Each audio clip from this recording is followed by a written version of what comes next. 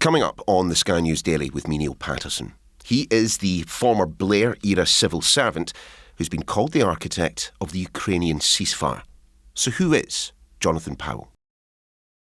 Donald Trump is heading back to the White House. Together we can truly make America great again. We are in for an unpredictable but fascinating 4 years. And we're going to be following every twist and turn for the first 100 days. We'll be bringing you the latest updates and analysis first thing every morning. So join me, James Matthews. Me, Martha Kellner. And me, Mark Stone. For Trump 100, every weekday at 6 a.m, wherever you get your podcasts. British involvement in the Ukraine ceasefire agreement is becoming clearer by the day. And one name that keeps getting mentioned is that of Jonathan Powell.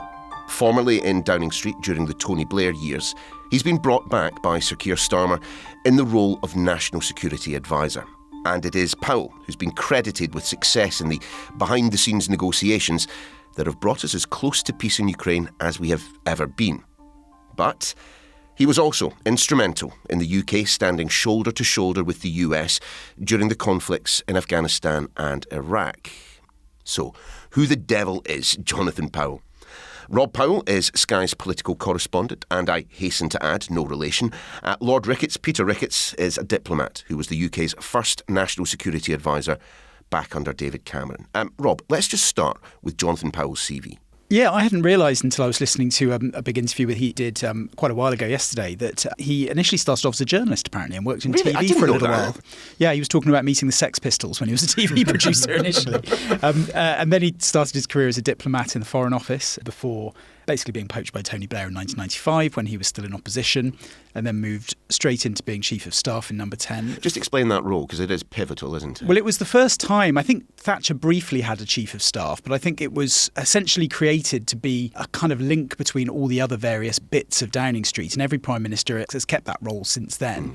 So you're sort of gatekeeper to an extent, probably the kind of closest aide to the Prime Minister. And in that role, I mean, he certainly made a mark, didn't he? Yeah, maybe best known in that period as being intimately involved in the Good Friday Agreement, going to safe houses, negotiating with the IRA. So bringing about peace in Northern Ireland. Yeah, it was very much not a sort of back office desk-based role.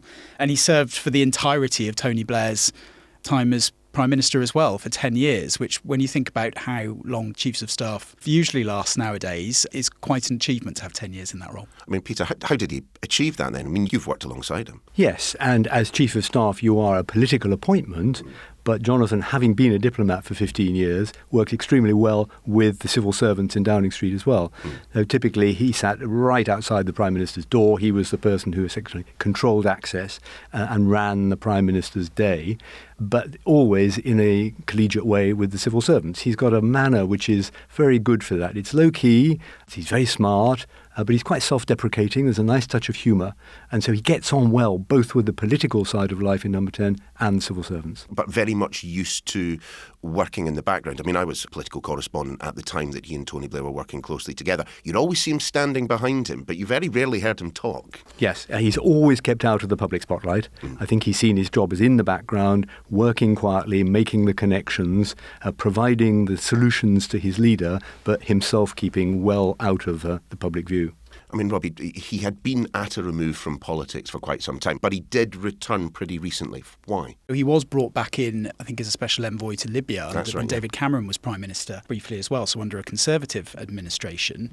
And then, yes, he was brought back last year to deal with negotiations with the Mauritian government over the Chagos Islands, which I guess is interesting because when he was appointed National Security Advisor, you had the Conservatives and right-wing political figures essentially pointing at that and saying, great, we've now got a National Security Advisor that's prepared to, give away the Chagos and all of the usual attack lines that we get from the Conservatives. But it was quite fascinating, I thought, when Keir Starmer went to the Oval Office, and I think the Tories and the right felt that we were going to have this big moment where Trump denounced the Chagos deal. And he didn't. He said, well, I think we might be actually behind that. So maybe that's testament to some of the work going on behind the scenes. And Peter, you of course made a return to the White House very recently, flanking David Lammy and Sir Keir Starmer as National Security Advisor.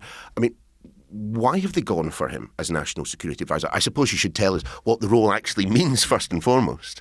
Well, we created the role in 2010 when I took it on. David Cameron wanted a national security advisor, partly to run a national security council, which is the place where all the cabinet ministers involved in foreign defence, intelligence issues come together with the intelligence agency heads, Chief of Defence Staff, and a national security advisor. So part of it is running that cabinet committee, effectively, on the national security of the country, but also you become the Prime Minister's closest advisor on foreign policy, defence, intelligence. You're the person the Prime Minister turns to for advice on those things.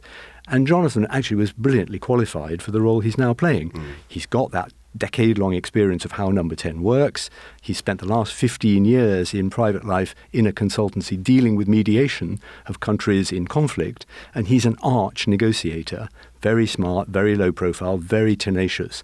And so this Ukraine crisis is playing exactly to that. It's one of the roles a national security advisor can play. And of course, as with all civil service appointments around the Prime Minister, the personality of the Prime Minister determines what the role is, and clearly his profile fits with what Keir Starmer wants. They seem to make a very powerful duo. In terms of the role, as it was when you were in government and as it is now, do you see the role as having shifted, as having changed, as the priorities that the National Security Advisor has in 2025 different from back when you were doing it? I mean, when we set it up, the issues were Afghanistan and beginning to think about the withdrawal from Afghanistan, big crisis at the time, counter-terrorism, the terrorist threat was very high then. So those were the sort of top issues. So the issues have changed. The role itself is basically still the same. You are, for example, the person in Number 10 who gets the 3 a.m. phone call when the President wants to speak to the Prime Minister. And I had a few with David Cameron, and you have a White House telephone on your desk. So Really? you can talk in a secure way to the National Security Advisor. So Please tell me it's a big red phone as well. Is that what it's like? no, it's disappointingly... I don't know why big and red was what went to in my head. No. It's disappointingly modest to look at, but it's a very useful weapon to have because that means you can get very quickly to the National Security Advisor who sits down the hall from the President of the United States. So you are the natural link between the Prime Minister and the White House, puts you in a very important position. It's critical, though, you don't start cutting across the Foreign Secretary or the Defence Secretary. And you could imagine some profiles of National Security Advisor who created a lot of friction in the system. Jonathan Powell absolutely doesn't do that. And that link with the White House, with the United States, Rob, that must have been central to this ceasefire plan that we are learning from the papers and indeed from the briefing that you've been receiving, Jonathan Powell appears to have been the architect of. Yeah, when the news of this potential ceasefire deal initially started to break, behind the scenes officials were pretty clear that Jonathan Powell had played a very, very significant role in it. They said that he had been working with the US National Security Advisor Mike Waltz, as well as the French and German colleagues as well, in preparation for it. Last weekend, he was also in Kyiv meeting with Volodymyr Zelensky and his chief of staff to try and bring the two sides together. I mean, I think you can read into that attempt to avoid an Oval Office bust-up, as we saw, 2 weeks or so ago. He's also flying out to DC today as well to speak to the Americans. So this is a very, very hands-on role. And it's a huge deal. Let's not underplay the significance of all of this. I mean, if he pulls this off, it is a massive deal. Yeah. I don't know, Donald Trump loves those. What I was really interested in is, has that role, Peter, always been as sort of interventionist and hands-on and front line when you were doing it? It seems like, he's literally flying out to meet the Ukrainian president. It's almost like a US envoy in that kind of mould. Almost in sort of shuttle diplomacy mode. Yeah. No, I think this is a crisis mode. Normally, the National Security Advisor is often doing far more sort of routine things like running a National Security Council, making sure the government are thinking about the underlying strategic issues, not the crisis of the moment. But Jonathan's absolutely in his element in doing this.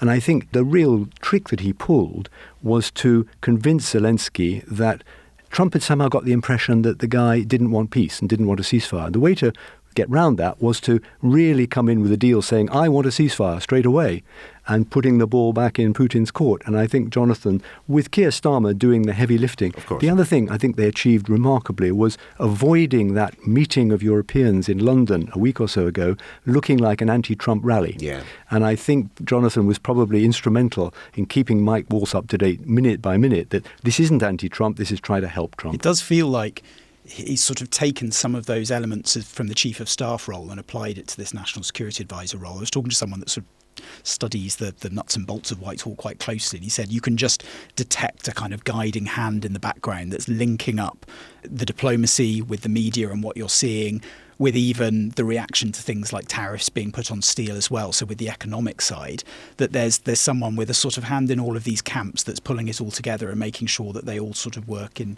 synergy with each other. I completely agree. And I think he's, in a way, the most experienced person in Downing Street about how Downing Street works. So, for example, in that crisis weekend after the awful crash in the Oval Office, Zelensky was in the UK.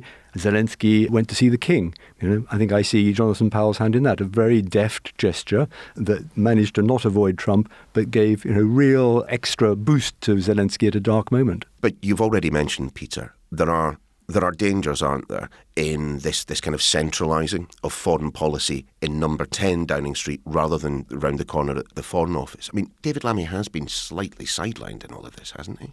I think it's inevitable when the going gets really rapid and it's leaders themselves who are engaging with it, that number 10 will be at the centre of the show. I think John Healey is playing a very important part in developing, thinking about what on earth can we do on the military side. And yes, I think Jonathan Powell will be being very careful to involve David Lammy all the way along the line.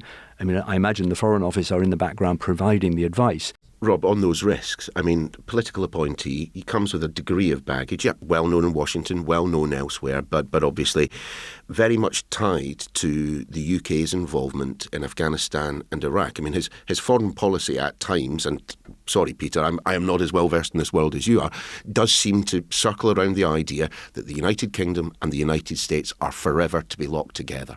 Yeah, and I think when he was appointed National Security Advisor, there were a few eyebrows raised, partly because he is employed as a special advisor rather than a civil servant. So I believe when you were National Security Advisor, you would have been a civil servant. Certainly. He, I guess, because he's the first who's not. Yeah.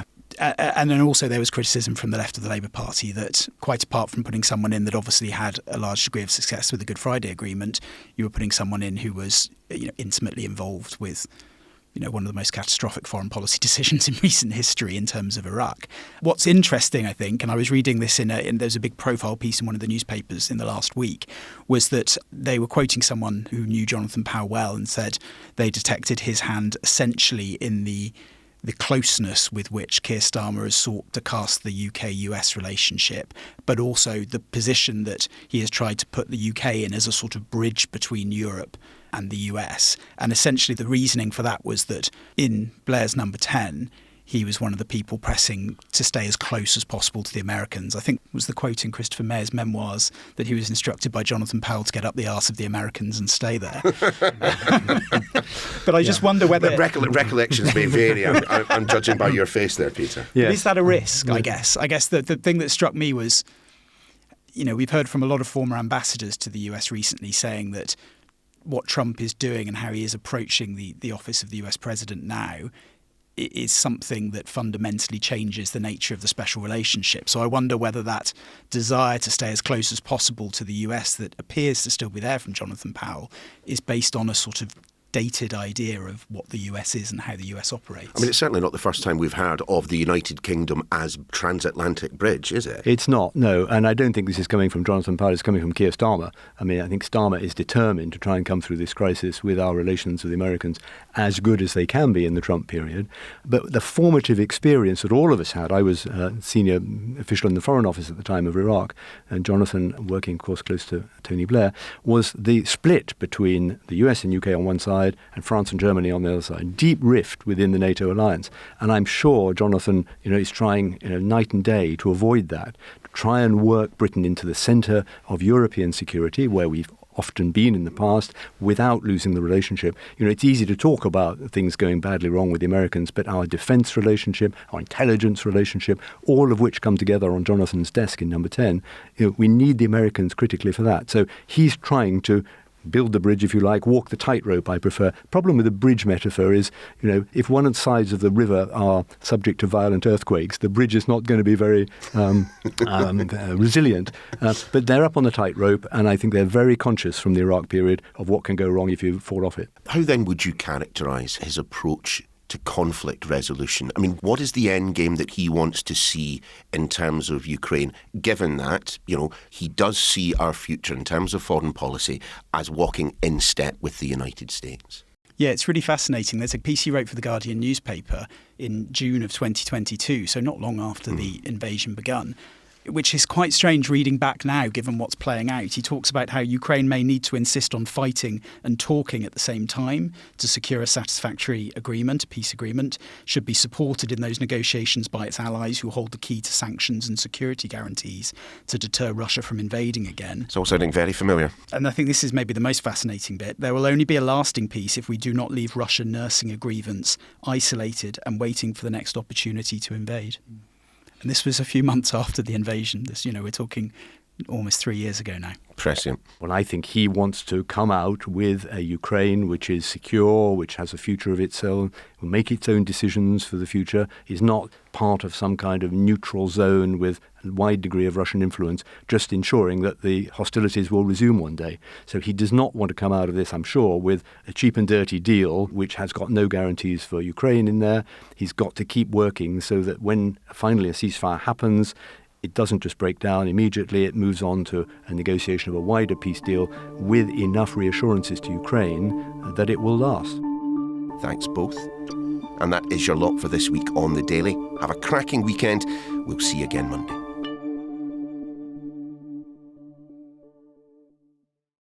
Donald Trump is heading back to the White House. Together we can truly make America great again. We are in for an unpredictable but fascinating 4 years. And we're going to be following every twist and turn for the first 100 days. We'll be bringing you the latest updates and analysis first thing every morning. So join me, James Matthews. Me, Martha Kellner. And me, Mark Stone. For Trump 100 every weekday at 6 a.m, wherever you get your podcasts.